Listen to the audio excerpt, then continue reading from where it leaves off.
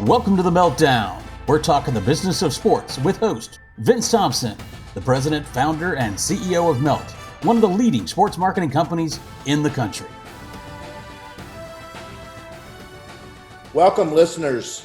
I'm Vince Thompson. I'm the founder, chairman, and CEO of Melt, one of America's largest independent sports marketing agencies.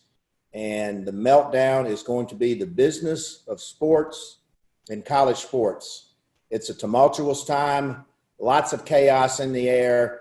I use the term seismic shifts, and we have a very special guest today that we're going to talk about these seismic shifts.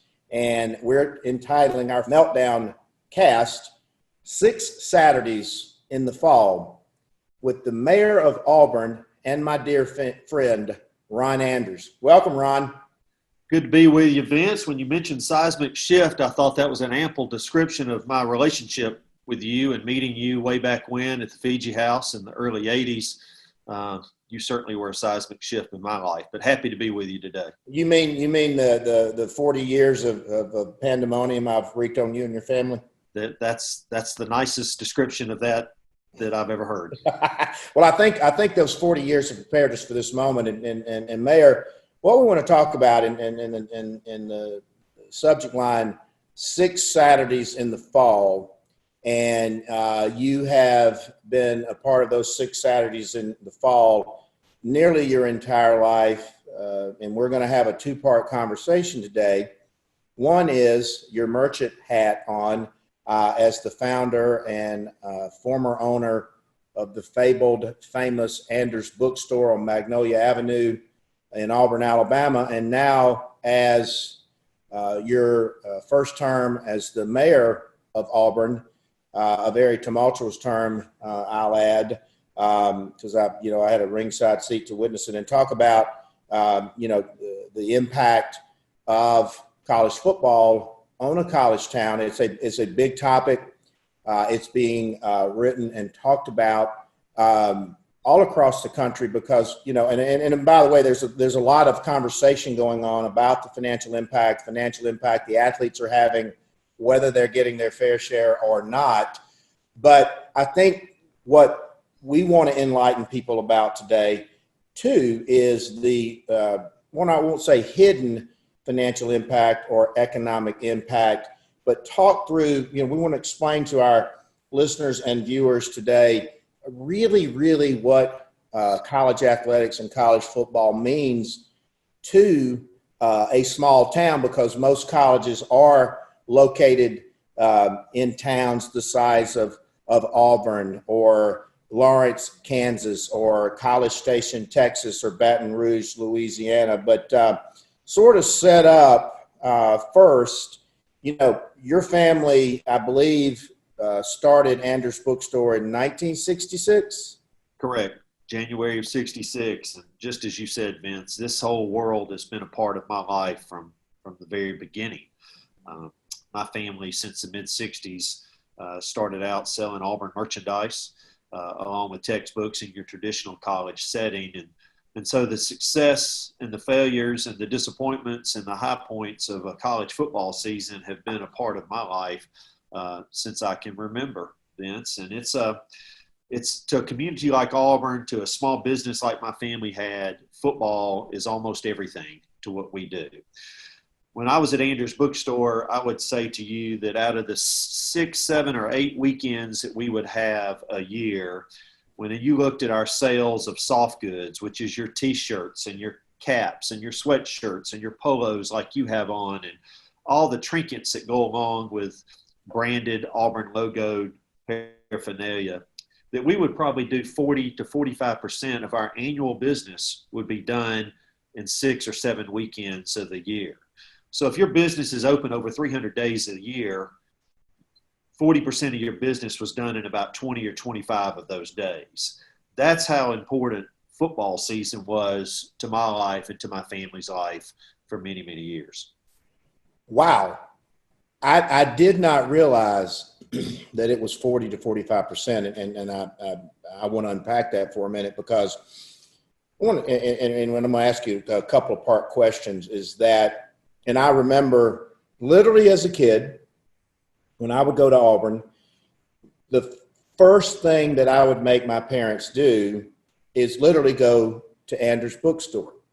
Because and you know, it didn't matter in growing up in Lower Alabama, Chatham, Alabama. I mean, you know, we didn't go to a lot of games, but it was a big deal coming from a small country town, going to Auburn, the game, the pageantry. But you had to have the latest T-shirt or jersey. You know, my first jersey was a Pat Sullivan jersey.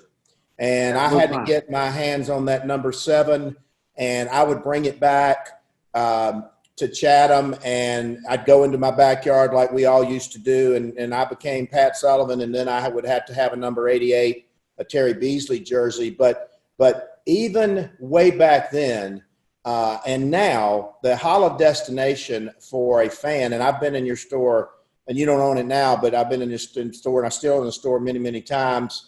You can't really move around in there, and because it is literally like a theme park on a Saturday, and it really, the energy in there. But so talk about literally on a Saturday, how many people would pack into your store at any given time? It had to be several thousand, right?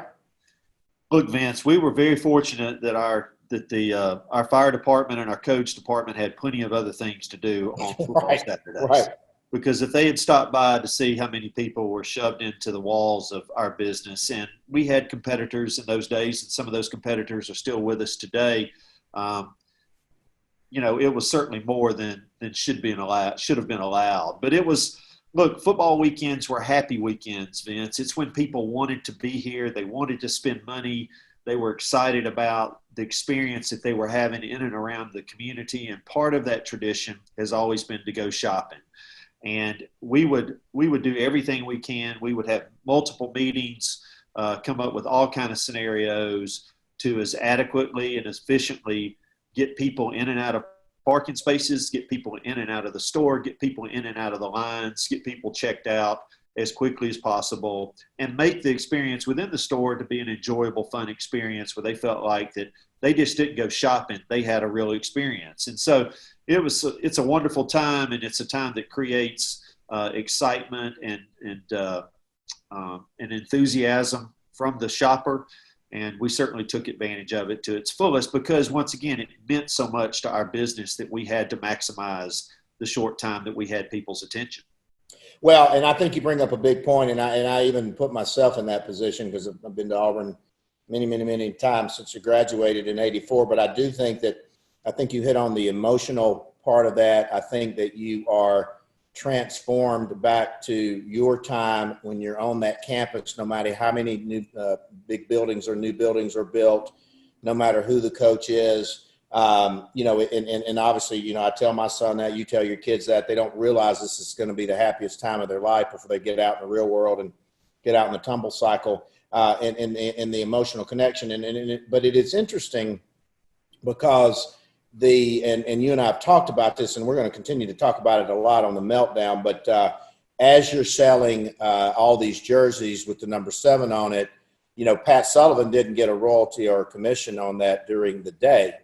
And now one thing that, fortunately you don't have to grapple with, now is that, players rightfully so want a piece of the action from that jersey sold.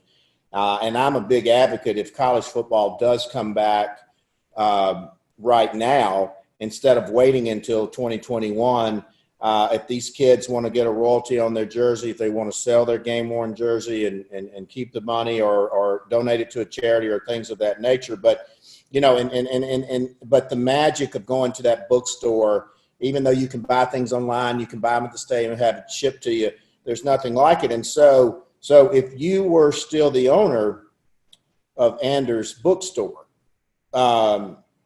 you talk about the devastating financial impact that it would have on your operations, and then you multiply that times hundreds of vendors and restaurateurs and hotelers, and we'll talk about that in a minute. Even the people that charge the people park in the yard, sometimes I do.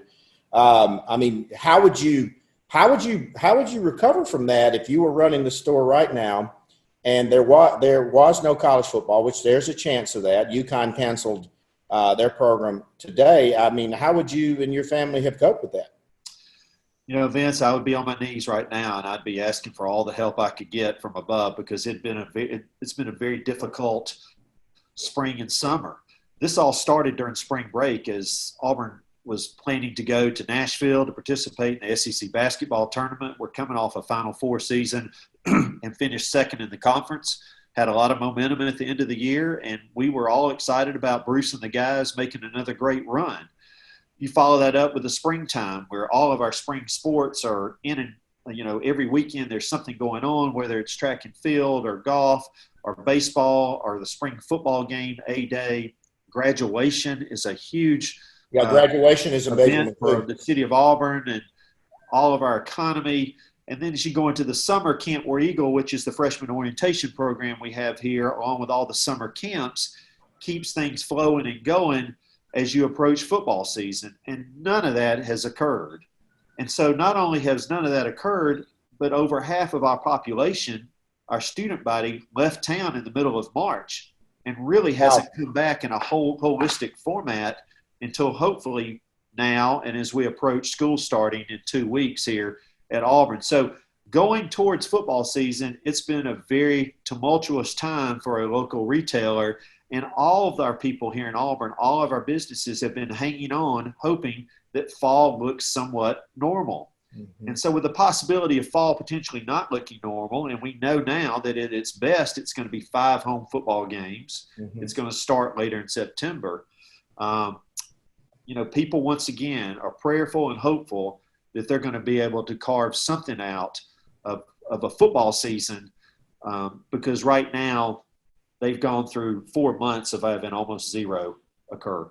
Yeah, I did not think about that, because we were in the throes of all the spring sports seasons, and Auburn's got successful programs: equestrian, women's softball, men's basketball, Bruce Pearl, and then you move into textbook exchange, and then you move into graduation, where all the families are coming in. That's a very emotional period as well. And then you move into the fall, you've got the staggered move in. We missed the orientation. You got a staggered move in, where everything's kind of in suspended reality. Kids are looking at doing their learning in the dorm and virtually, which I quite frankly don't know how that's going to go. But I think that's a really nice transition into, as the mayor of Auburn, and you now have a much wider purvey than the operations of the bookstore. But I think you being in the bookstore business on the campus for many, many years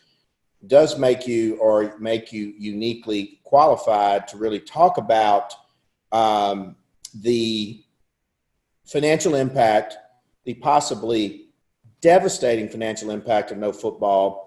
And then, as we continue to talk about in a lot of our future sessions, is these athletes are the kids. They're the product.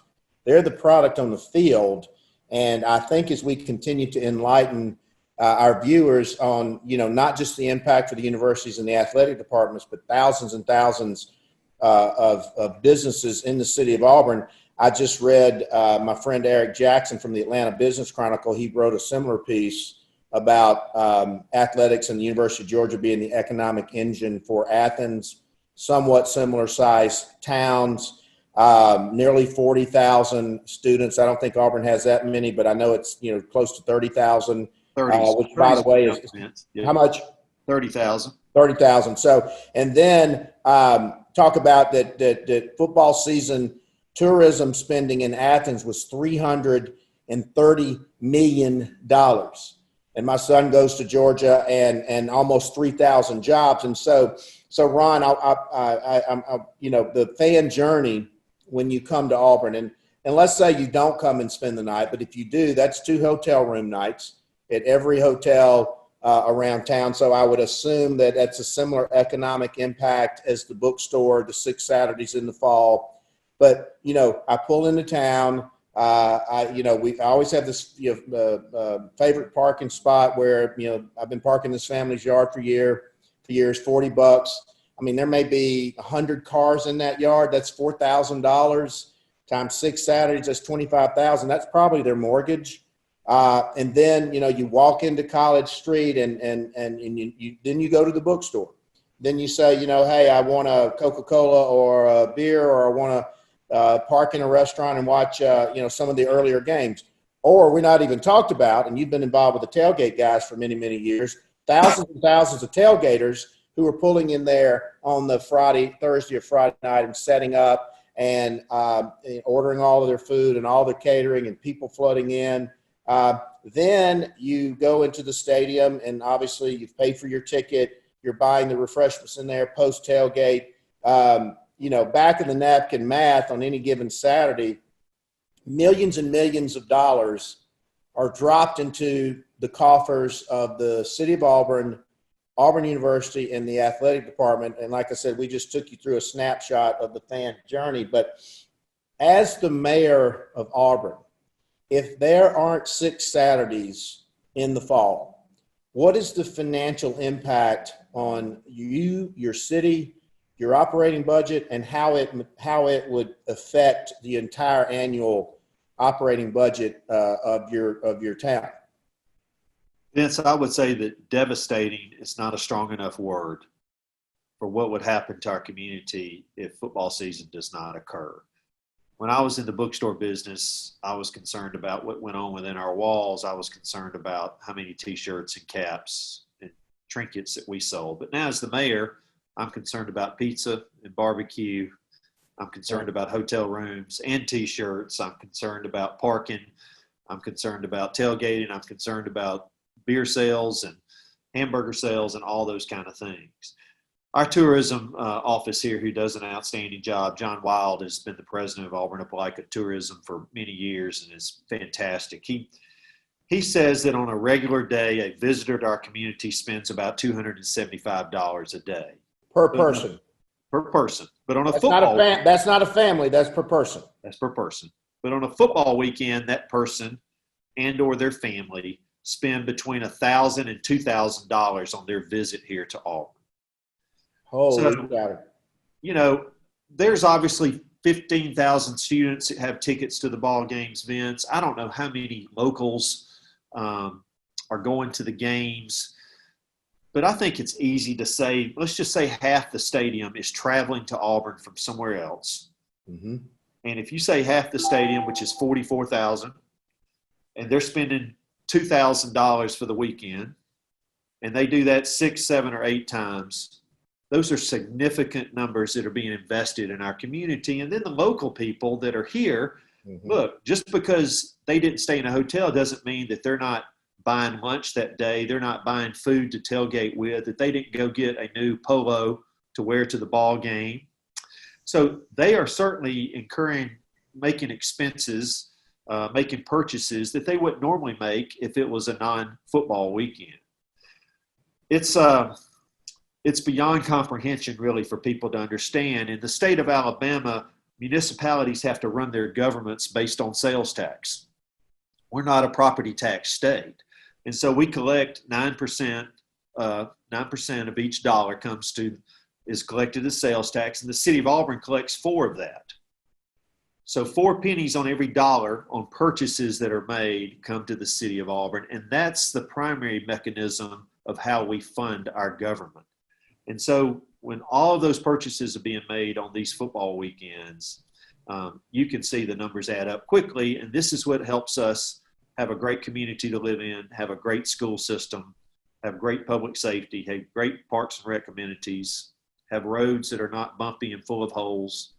This is why Auburn is a great community and is written about in many places as one of the top communities to live in the South. Right. And those football weekends fuel all of that success. Well, and or much of that success, I should say. I'm sorry, go ahead. Those football weekends fuel much of that success. Well, you know, it's unbelievable when you talk in that context, because, you know, the most important thing is obviously right now in a COVID environment is the safety and the health of everybody. Our students, and our student athletes and their families. And so, you know, we want to make sure we caveat this conversation. That's the most important thing. No Second question. I thing appreciate is, you bringing that up, Vince, because I don't want people to think that we've taken our eye off the most important thing. correct. That is the safety of everybody involved. You and I are talking about what are the scenarios if these things don't happen? And the reality is that maybe to be the safest city we can be and to offer the safest environment for our students and our families to live in, we have to make these sacrifices. So Correct. the reality is this is what these sacrifices would look like. And here's the thing too.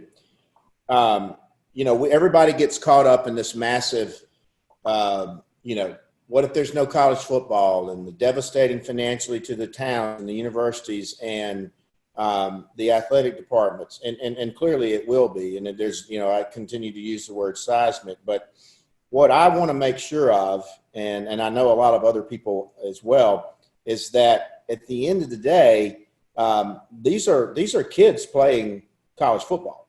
These are kids, you know, your son hadn't been, you know, 2 knee injuries. He'd be one of them. And we can't lose sight of that. The second thing that's very controversial, and I don't like the term paying the student athlete. I'm not sure if the term is compensation or fair market value or whatever we want to call it, but in context, if there's 85 to 100 kids on the team, and they're from many places, some their parents can get there, some they can't. Some, you know, they can't afford to get there. And then if they can, they don't have the means to be safe about it. But I think what everybody, I think it now begins to understand is in the context of what you just overlaid. And let's multiply what you've just talked about.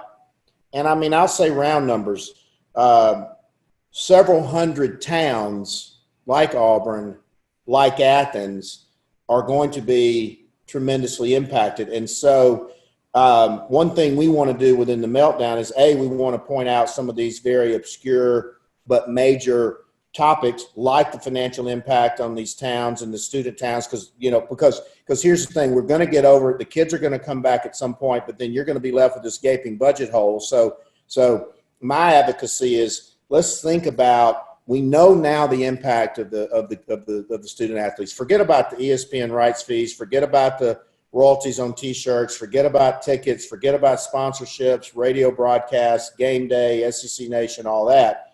But to these towns, these kids are one of the town's most important assets. And I'm not sure anybody's really kind of thinking of it in that context. And so I would be confident that either the owner of Andrews Bookstore or the mayor of Auburn, not putting words in your mouth, but would be an advocate for saying, hey, we got to look out for the health and safety of our student athletes, obviously everybody in the town, and let's figure out a way right now, if they're playing and they're sacrificing, to try to make it better for the student athletes. Because what you just described, and if we multiply it times hundreds and hundreds, I mean, literally you're talking about billions and billions of dollars. And like I said, we're not even gotten into the business side, you know, of that. And, you know, Ron, being a member of that community, you know, you were a prominent student, head cheerleader, you've seen athletes come and go for 40 years, but, you know, give us that insight, because you know a lot of these student athletes, you know a lot about these coaches. It's on everybody's mind, right? Look, there's no question. One of the great blessings of living in Auburn is I get to know our coaches and some of our student athletes as people. They're not these figures that we see on television or that we read about on social media.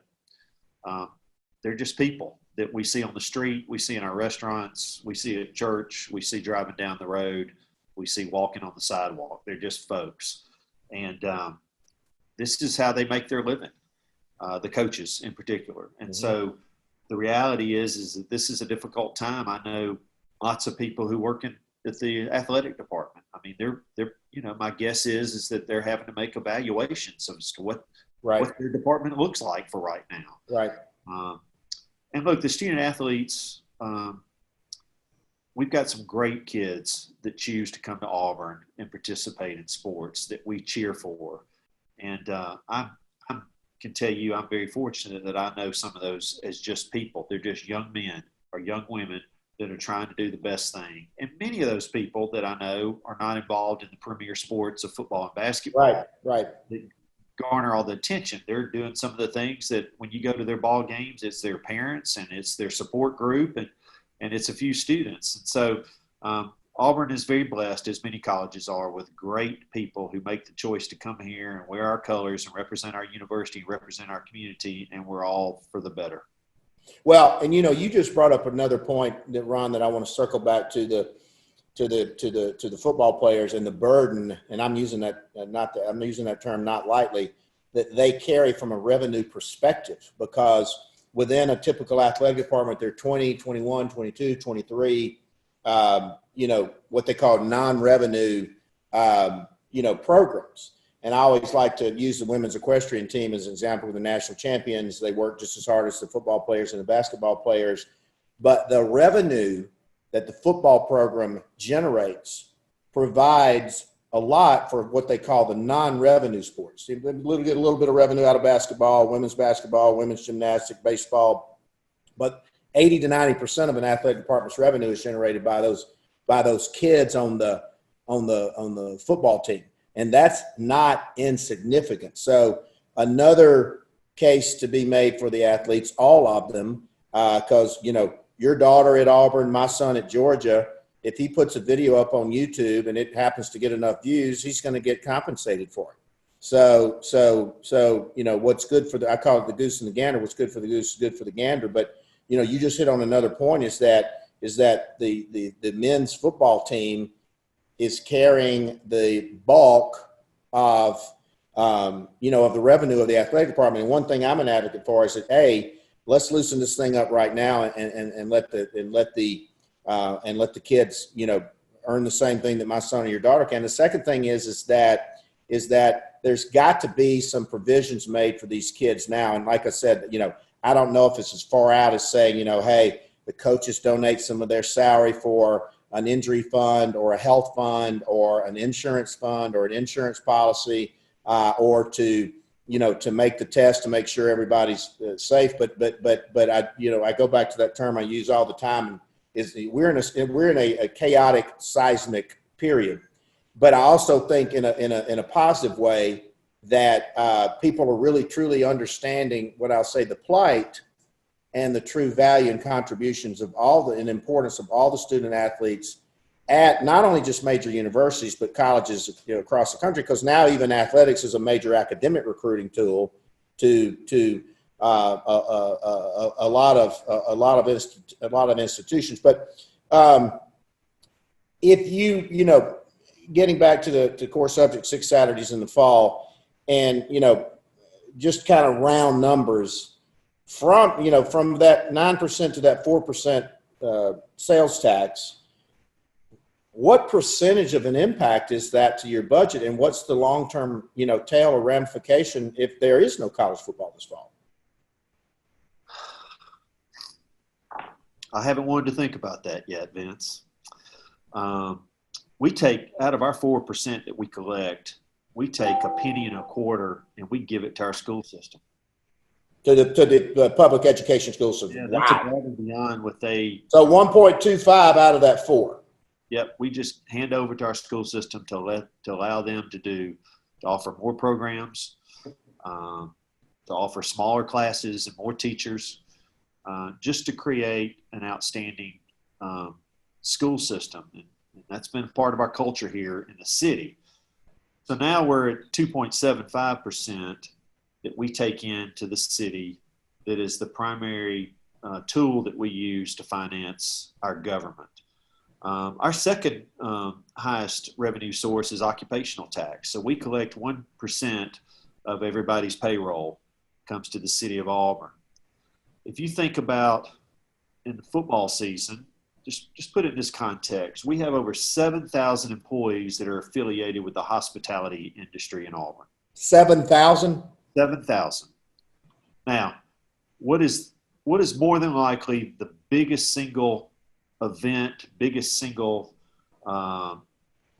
work environment that they have in a given calendar year, and it's football season. 6 Saturdays in the fall. So that's 7,000 employees that we get 1% of their payroll that are acutely impacted by football season. Okay, so that doesn't get into all the extra people that I would have hired at Andrews Bookstore, or that Trey and Skip Johnson hired at J&M, or that our restaurants hire extra people to help them get through, whether it's a bartender, a waiter, or a cook. All of these people are hiring extra folks, security people that we bring into town. And so all of that, the more people that you hire, the more that they're paid, and the 1% of that comes to the city, and that helps us fund our government. Business licenses, Vince, are done based on annual sales. So, and you pay that annually. So if your annual sales are going to be potentially dramatically impacted, we know they're going to be impacted. They have been impacted already. So that is the number 3 area that we fund our government, is with business licenses. And so all of this has been hit hard since the middle of March, when the COVID really took over our lives. And if we lose a football season, which we know we've lost 2 games, we know that we're not going to have full attendance. That's going to mean that people's annual revenues are going to be down substantially, which means our business license collections are going to be down substantially. So, the trickle down of this is difficult to absorb, but it's reality to us as we try to plan our budget for the next couple of cycles. Well, you're not just talking about immediate impact this fall. I mean, it could be years, because you'll never get that revenue back. No, and we do believe that there'll be some temporary setbacks to us. There's no question about it. We're having to evaluate the capital projects that we've been looking to provide for our citizens here over the next 12 to 24 months. And we might have to shelve some of those. We'll just have to see. What we are confident of, though, Vince, is that we do believe a vaccine will be developed, multiple vaccines. We are on the front lines with having an industry here that is going to package and ship those vaccines all over the world. They have already hired over 200 individuals to come to work for their company to prepare for that moment. We will have a big role to play, and we believe our economy would pop back pretty rapidly, especially if our college looks somewhat the same as maybe we go into January, or certainly as we go into the academic year of 21-22. So our hope is, if there is a burden to bear, it'll be short term. Long term, Auburn's greatness and Auburn's opportunities and Auburn's ability to provide for its citizens will come back pretty rapidly. Well, but I tell you what, this has been, as much as I think I know in this business, this has been so enlightening, because 7,000 employees, and I marvel anytime I go to an Auburn football game, or any football game, college football game. I go to a lot of them during the fall. It's just, how massive of an economic impact it is, and all the way down. I never thought about the business licenses.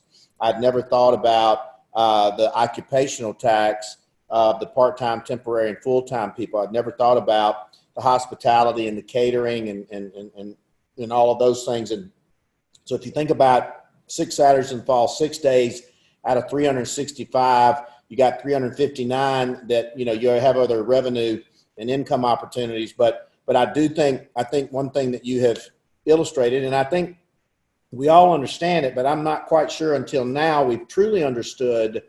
And I know the kids are getting scholarships and all that, and that's not to be taken lightly.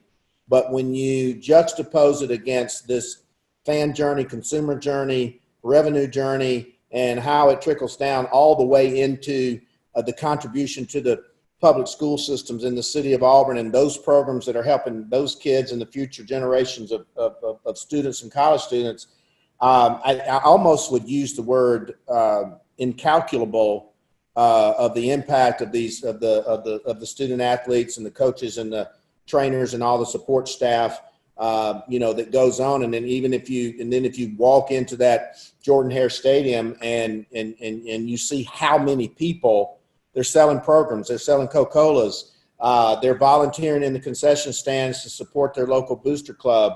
You can go on and on and on and on. And Ron, the other thing that people don't realize, and I'd like you to talk about this as we begin to wrap up, though. So Jordan-Hare, I think, is it 87,000, 91,000? How many?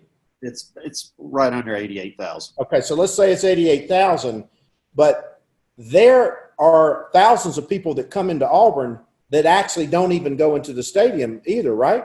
There's no question about that. And I've seen that with my work with the tailgate guys. I would say to you, Vince, that 25 to 33% of the people that come to those white tents have no intention of going into the ball game. Correct. Here. And that goes on not just in those primary locations, that probably goes on all over the community where people are just using it as a time to see family and friends and to do something fun. So they come to Auburn. And so the reality is there's 88,000 people in the stadium, but there's probably 100-something thousand people milling around that are here just because of a football game. Mm-hmm. Well, think about that, and I've tried to make best guesses, but I would say on a quote-unquote an average game, there's probably 20 to 30% more people. So that's easily over 100,000. I think I saw a stat where Auburn becomes the fifth largest or fourth largest city in the state of Alabama during a typical game weekend. And also, so you don't even think about that. And we'll end it with an anecdote. I know the folks that own the Domino's franchises in Auburn. I don't know if it's still, but it used to be Cowabunga.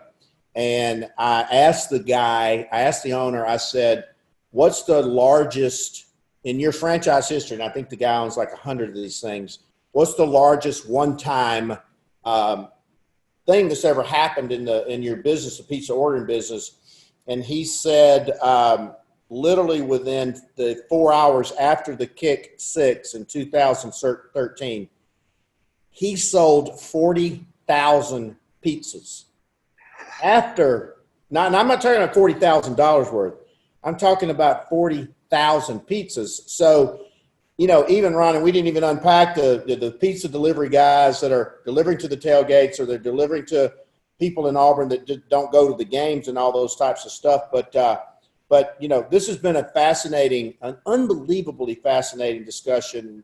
My dear friend, Mayor Ron Anders of Auburn, my lifelong friend of 40 years, very successful entrepreneur with Anders Bookstore for many, many, many years, iconic at Magnolia Avenue, and now the mayor of one of the top cities to live in. And I think that your enlightenment and you sharing this with a lot of our listeners and viewers, I think it's going to open up a lot of eyes, and I think in a very positive manner, because we didn't approach this from a selfish, is that the impact that the student athletes and the football players have, and we multiply it times hundreds and hundreds and hundreds. I think this is just going to open a lot of eyes and enlightenment. So, Mayor Anders, we know you're busy. You got a lot going on, but we appreciate you joining the inaugural video cast of the Meltdown. Who would have thought it 40 years ago? Who would have thought it, Vince?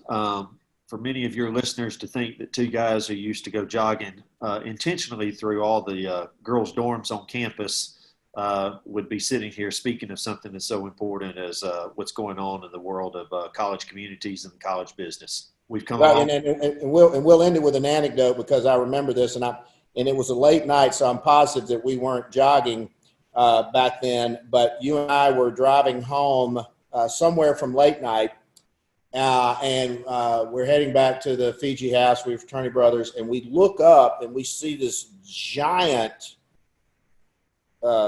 figure illuminated under streetlights jogging, and we see a car driving by that individual jogging, and we look up and it's Charles Barkley. Yes. Jogging at midnight as a freshman at Auburn University, and Coach Sonny Smith was trailing him in the car as he was trying to chisel off part of the 310 pounds of the round mound of rebound. And so even way back then, we were recognizing the value of the student athletes, their impact, but they were also our friends. And obviously Charles and Bo and these guys have been our friends for 40 years. But that I still have that image among the many burnished in my head. And there's probably Charles Barkley stories all over that community, and we'll only be able to tell one on the air today.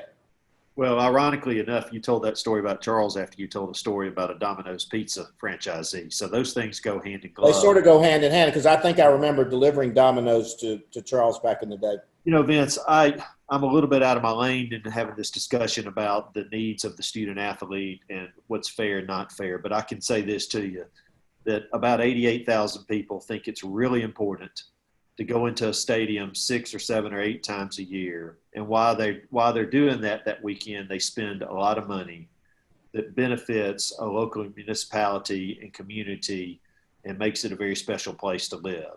So I don't know what all that means in the larger discussion about the future of student athletes and being able to protect them and compensate them. But I can tell you that a lot of people seem to think that what they do is really important. And I think that's well said. Mayor Ron Anders, Auburn, Alabama, my dear friend, we thank you for your time today. I'm Vince Thompson, founder, chairman, CEO of Melt, and this is the MeltDown, the business of sports and college sports. Thank you, Ron. Thank you, Vince. Follow us on Twitter and Instagram at MeltATL, and follow Vince at Vinny Inc. and on LinkedIn as Vince Thompson.